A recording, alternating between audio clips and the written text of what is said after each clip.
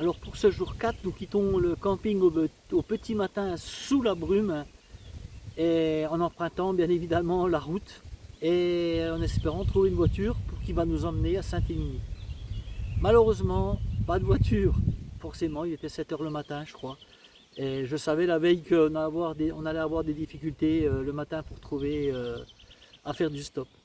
Nous arrivons, nous traversons le pont à Saint-Émilion et nous commençons à monter Samontrede pour rejoindre cette fois, après le Causse de Sauveterre, rejoindre le Causse Méjean.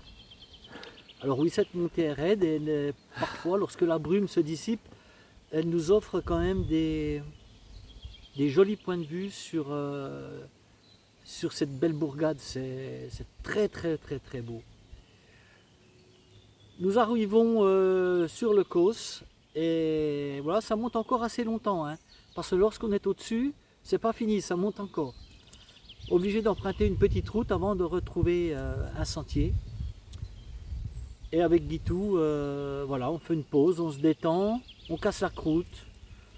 Dans un champ tout fleuri, c'était superbe. Je ne sais pas si vous avez vu la vidéo, mais c'est très très joli. Toutes ces fleurs là, donc on se détend. Et puis on trace, on part. Guitou part devant. Moi j'étais encore bon, je sais que j'allais le rattraper. Donc Guitou part devant. Et puis moi je flâne comme d'habitude à faire mes vidéos, mes rushs, à monter, à commencer à faire mon petit montage. Et puis finalement Guitou je ne le reverrai pas. Je le verrai à l'arrivée. Alors il faut savoir que là où à ce moment-là, après l'endroit où nous avons pique-niqué, les chemins se partagent. Il y en a un qui part sur Saint-Chély. Et puis nous sommes partis sur, je ne sais plus le nom, petit village. Et nous arrivons à l'auberge du Chanet. Et là, voilà, on s'arrête, on boit 2 bières avec Guitou, et qu'on avait bien mérité. Et puis on discute avec les 2 propriétaires, les 2 jeunes super sympas. Et puis finalement on se dit mais on resterait là, ce serait pas plus mal. Alors on leur demande s'ils ont de la disponibilité. Oui, ils avaient encore de la place. Alors 63 € la nuitée avec le petit déjeuner, le repas du soir. Et la nuitée, repas du soir, petit déjeuner. Franchement, c'était excellent.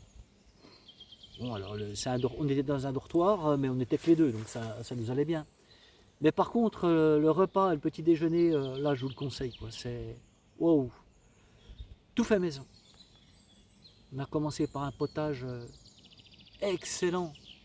On a discuté avec le cuisinier qui tenait ça de sa grand-mère. Tous des petits légumes frais. Il m'a dit ici tout est fait maison, c'est tout du frais, et ça se voyait. C'était bon, j'aurais bien pris une deuxième assiette tellement c'était bon. Et voilà, donc je vous conseille ce fromage, spaghetti bolo avec une sauce maison, avec des petits légumes en brunoise. Oh là là, qu'est-ce que c'était bon et copieux. Une fois que vous avez mangé ça, vous n'avez plus faim. Mais nous, on avait encore la place pour le fromage. Et le fromage, vous allez chercher le fromage, c'est un plateau de fromage. Et il vous sert ce que vous voulez.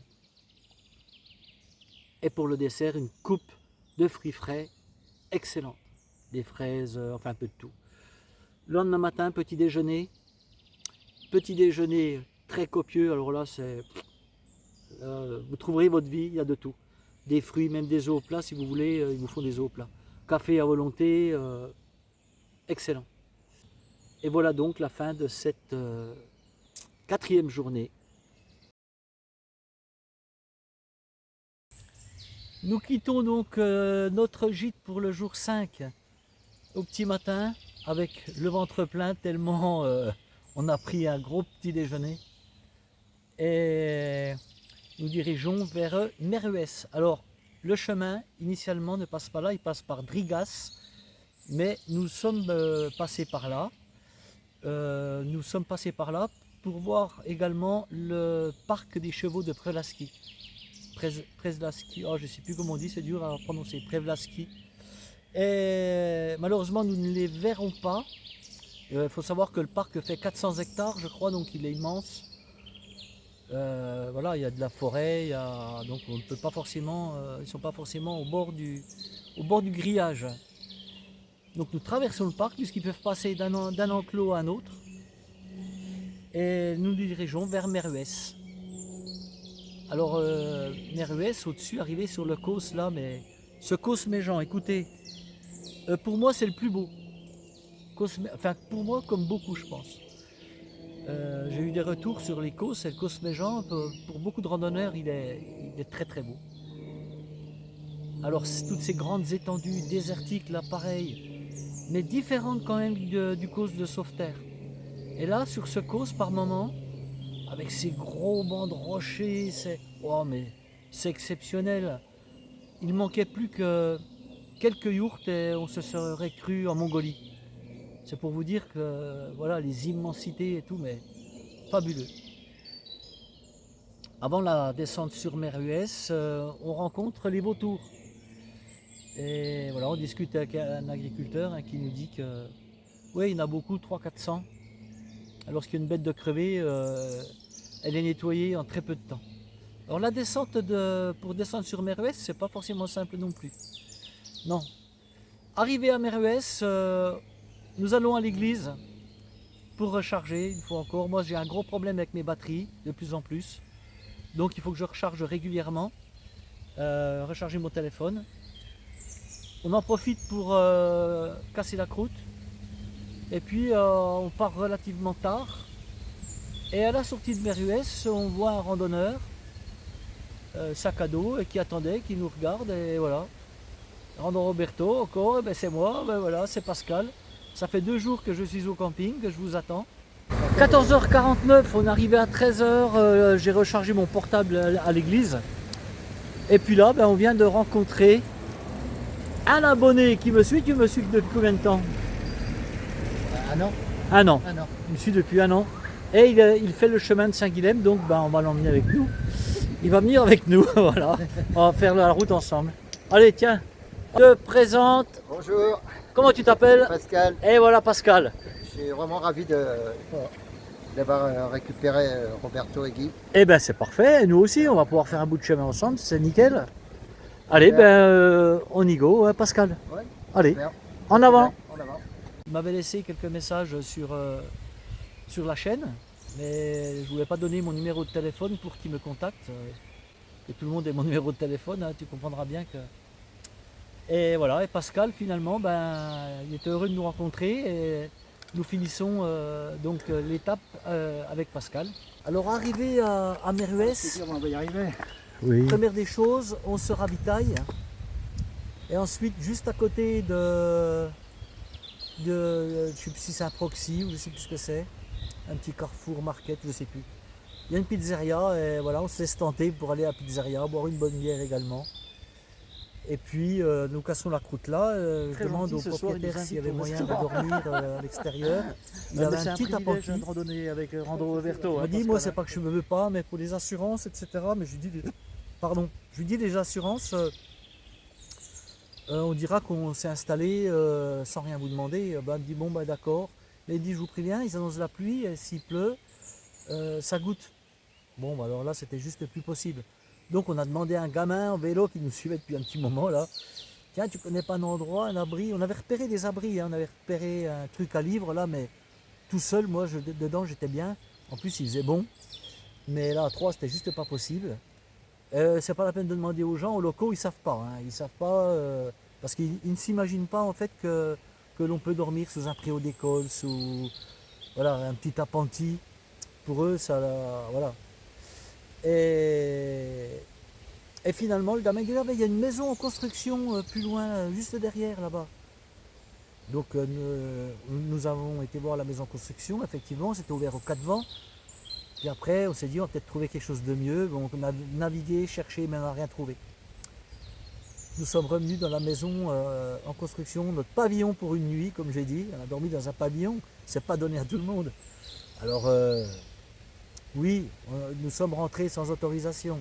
Mais en même temps, moi je construis, je vois des gens, alors que le temps est menaçant et qu'il n'y a plus toute la nuit, ça a draché toute la nuit, je ne vais pas leur dire sortez de là, il n'y a rien à prendre, il n'y a rien à casser, Voilà quoi. Puis en plus, on n'est pas des délinquants, quoi, je veux dire.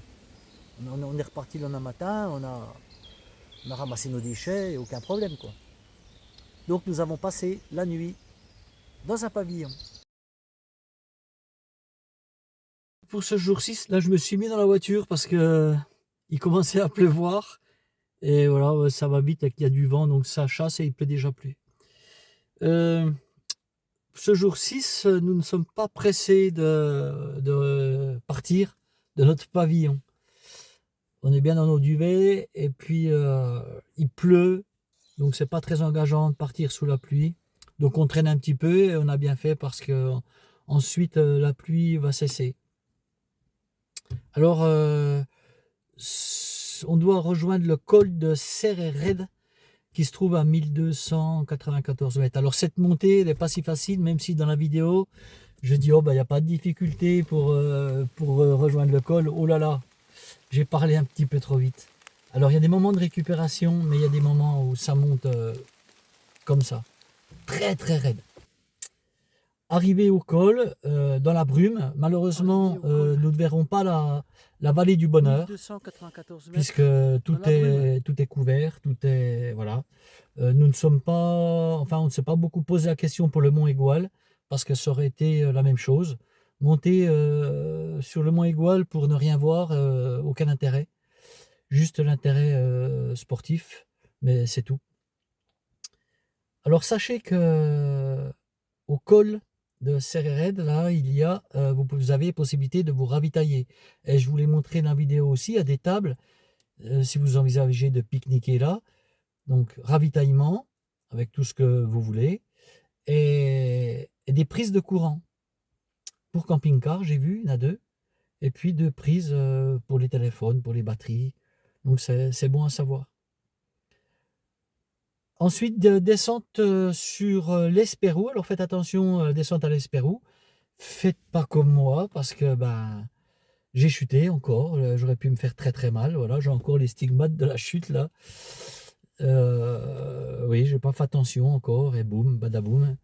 Ça arrive à tout le monde, mais il y en a qui ça arrive et c'est entorse et ils repartent chez eux et ce serait dommage. Après l'Espérou, c'est là qu'il y a des chemins qui se séparent, des gerres qui se séparent. Donc faites attention, avec l'application ça pose pas de problème, et même si par un temps, si on se trompe, on arrive à rejoindre quand même. Alors c'était très joli là après l'Espérou, là, enfin la brume commence à se lever. Nous l'avons eu toute la matinée. Et on longe une petite rivière superbe. Oh là là, qu'est-ce que c'était joli, hein. Je vous l'ai dit dans la vidéo, ça me faisait penser à la rivière de Rocher vers Castres. Très très joli. Avec des couleurs, des verts, des dégradés de verre superbes. L'eau qui serpente au milieu de ces rochers. Voilà. Mais franchement, on traverse une carte postale. Je ne sais pas si vous vous souvenez, mais dès l'étape 4, je crois, je dis, dans tous les chemins que j'ai fait, c'est, ouais, sans aucun doute, moi, Saint-Guilhem, ça restera le plus beau. Après la grande traversée du Jura. Mais la grande traversée du Jura, c'est différent. Là, on a fait 200 km, et la grande traversée, il y a 400 km. Avec 10 000 mètres de dénivelé. Donc il y a plus que là. Mais de Stevenson, du Tour de Morvan, des Hautes Terres d'Oc et du Cidobre, des Mille Vaches, c'est le plus beau. N'hésitez pas, c'est le plus beau à faire. Alors si vous voulez tous les faire, faites-le en dernier. Faites pas en premier parce qu'après vous allez être déçus des autres. Qu'est-ce que je voulais vous dire après l'Espérou, voilà, donc alors cette journée nous la passerons quand même beaucoup enfermés en forêt jusqu'au gîte de Puéchagut, je crois que ça s'appelle, où nous passerons la nuit. Nous serons les 3 dans un dortoir, douche, rechargement des téléphones, préparation du montage vidéo comme d'habitude, comme tous les soirs. Au départ de cette 7e étape, on a eu une petite incompréhension avec Damien, responsable du gîte. Là, on pensait, nous, ça faisait 1 heure qu'on était prêts, lui il était toujours pas levé. Et... bref, On part un peu plus tard que prévu. C'est dommage, mais voilà, on ne s'est pas compris. Alors, direction depuis ce gîte de pêche à Gude, direction Le Vigan. Pour aller à Le Vigan, ben, ça descend pas mal aussi. C'est très très joli, là, la brume en vallée. J'ai fait des jolies photos, là, je trouve. C'était... En fait, c'est beau tous les jours, hein, donc je ne sais pas... je ne saurais pas quelle vidéo choisir pour en premier. Et arrivé à Le Vigan, ravitaillement, comme d'hab, au supermarché. On mange au petit supermarché, un petit Intermarché, je crois. On avait une table, donc franchement, on en a profité. C'est bien hein, quand on peut manger à table, sur des chaises. Et ensuite, ben, nous repartons en longeant une jolie rivière. Oh, c'était très très joli. Pas beaucoup d'eau, large, mais très belle pour arriver à ces belles chutes où j'ai fait des plans drone, là où j'ai fait un petit peu le cabri. J'aurais pu encore me blesser, mais bon, ça c'est moi. Parfois, je réfléchis pas trop à ce que je fais. Je crois toujours que j'ai 20 ans dans ma tête, donc voilà, c'est le danger. Mais je les ai plus, je vous rassure, parce que les douleurs, je les sens un petit peu partout. Je voudrais faire un petit coucou à Alain quand même. J'en ai parlé dans mon short, je crois. Alain, voilà, on est passé à Olas. Et Olas, c'était le village de son grand-père, qui figurait au monument aux morts, bien sûr. Et malheureusement, quand j'ai vu le message d'Alain sur la chaîne, eh bien, on avait dépassé le village. Sinon, bien évidemment, je serais Alain, je serais allé faire une photo. Et voilà, je l'aurais mise, comme ça tu aurais pu la récupérer sur la chaîne. Voilà, ça c'est en aparté, voilà ce que je voulais dire. Alors moi, j'ose pas trop m'éloigner de la voiture parce que il y a du bleu, il y a du noir. Et ça va très vite, ça change très vite. Alors, après Le Vigan, alors, il faut que je vous dise Le Vigan, il n'y a pas que moi qui ai remarqué, mais Le Vigan c'est... Comment je pourrais dire ça pour ne... Ah, c'est compliqué à dire. Enfin, vous verrez là, vous tous qui allez passer au Vigan, forcément vous allez remarquer quelque chose. C'est une ville... Ah, vous allez remarquer quelque chose, c'est flagrant. C'est flagrant. Bref, je ne m'étendrai pas sur le sujet. Et sans se concerter, là, tous les trois, avec Pascal et Guy, on a fait la même, on a remarqué la même chose, quoi. Alors, ensuite, Le Vigan, nous avons attaqué le COS de Blandas. Alors, depuis Le Vigan, je vous garantis que ça gratte aussi pour rejoindre le COS de Blandas. Troisième COS. Je pensais qu'il n'y en avait que trois, mais non, il y avait encore un quatrième après. Alors, le COS de Blandas, c'est pas celui que j'ai préféré. Franchement, je le mettrais peut-être en dernier. J'ai pas trouvé exceptionnel celui-ci. Alors, mais par contre, la montée, waouh! Et puis, il y a des jolis points de vue. Hein. Quand on arrive sur le dessus, c'est très très beau. Hein. Très très très très beau. Superbe. Sur le COS de Blandas, vous allez voir, il y a des menhirs. Il y a des menhirs et des dolmens. Il y a 3 cercles de 55 menhirs, je crois, qui datent de 5000 ans. On les voit distinctement depuis le chemin. C'est wow, c'est impressionnant. Alors, mis à part les menhirs, voilà, on voit pas grand-chose. Mais cette région-là, sur ces côtes, il y a souvent des menhirs. Il y a une grosse activité il y a des milliers d'années là. Nous arrivons au village de Blandas et on se met en recherche d'abris. Comme d'habitude, on n'avait pas envie de monter la tente, de trouver des abris, nous en avons vu. Et voilà, en demandant à des dames, bon, je vous dis encore une fois, les locaux, ils ne savent pas, parce qu'ils ne s'imaginent pas que vous pouvez dormir dans des abris vraiment sommaires, quoi. Parce que pour eux, c'est, voilà, ils ne s'imaginent pas qu'on puisse dormir comme ça. À part dans un lit, c'est tout ce qu'ils imaginent. Bref, Une conseillère municipale arrive, je lui pose la question, elle me dit ah bah non vous pouvez pas, hein, ici vous pouvez pas bivouaquer. Je dis déjà on ne cherche pas à bivouaquer, on cherche un abri. Ah non il n'y a rien dans la commune, non non. Et puis moi je ne prends pas la responsabilité de vous laisser bivouaquer, sachant que le maire n'est pas là. On se calme, ma cocotte, détends-toi, parce qu'elle commençait à être un petit peu, voilà, à monter sur ses talons. Je lui dis écoutez, voilà, on n'est pas des délinquants, on va rien casser. Est-ce qu'on peut mettre nos tentes vers les aires de jeu, vers l'aire de jeu en bas? Ah non, non, là c'est interdit. Dans le village. Ouh là là, ça commençait ça commençait à chauffer les oreilles à Rando Roberto là. Et le maire n'étant pas là, je ne prendrai pas la décision de vous autoriser à bivouaquer. J'ai écouté, je vais vous expliquer les règles du bivouac. On n'est pas des campeurs, on ne va pas camper. Demain matin, on est parti. On va rien salir, on va emmener nos déchets. Voilà, nous sommes des grands garçons. Oui, mais quand même, non. Je dis écoutez, si vous ne prenez pas la responsabilité, nous on va la prendre. Et on va aller se mettre sous les arbres là-bas où il y a 2 tables et l'eau. Ah ben vous faites comme vous voulez, mais moi je ne vous ai rien dit. Comme si j'avais besoin de son autorisation. Sans déconner. Tu te trouves sur un cos, mettons, à 19 h le soir. Tu es à 5 km de toute habitation. Tu es rincé, qu'est-ce que tu vas faire? Ben, tu vas monter ta tente, mon gars. Tu ne vas pas t'occuper si tu vas te mettre en sécurité. Voilà.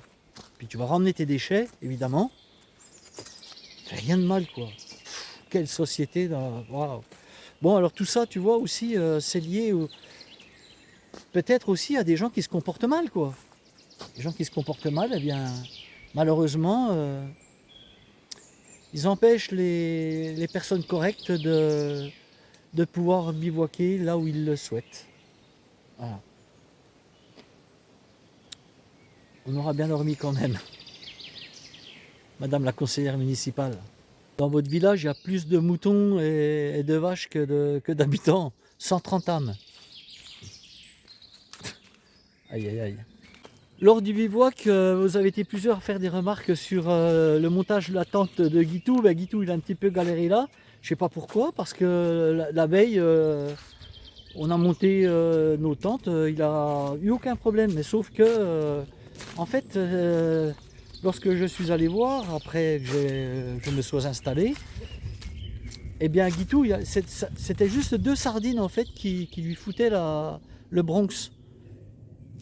Et voilà, je lui ai montré comment il fallait qu'il mette ses sardines, et impeccable quoi. Après, mais ce jour-là, il a bugué peut-être, je sais pas. Vous voyez, vous avez été plusieurs à faire la remarque. Non, non, mais il n'a aucun problème pour monter sa tente habituellement. Hein. Mais moi, ça m'est déjà arrivé aussi, ça, à bugger comme ça en fin d'étape. Ah, mince, j'arrive plus à faire ça, mais qu'est-ce qui se passe? Donc ça arrive, hein, c'est pas méchant. Hein. Et puis on apprend de ses erreurs, donc c'est ça qui est bien. Donc Guitou, il va bientôt repartir, enfin bientôt, c'est cet été je crois, hein, faire le tour des volcans d'Auvergne. Voilà, il aura appris quelque chose, il aura appris plusieurs choses. Hein, mon Guitou, où mettre sa tente sur son sac, de côté, ses chaussures, ça lui laisse de la place à l'intérieur de son sac. Alors, on apprend tous les uns des autres. C'est ça qui est bien en randonnée. Moi j'ai appris aussi, je faisais des erreurs que je ne commets plus. Et puis voilà, ça s'appelle l'expérience. De retour à la maison, donc il y aura bien 3 vidéos pour ce débriefing. Je vous dis bye bye et puis à demain pour la partie 3. Ciao.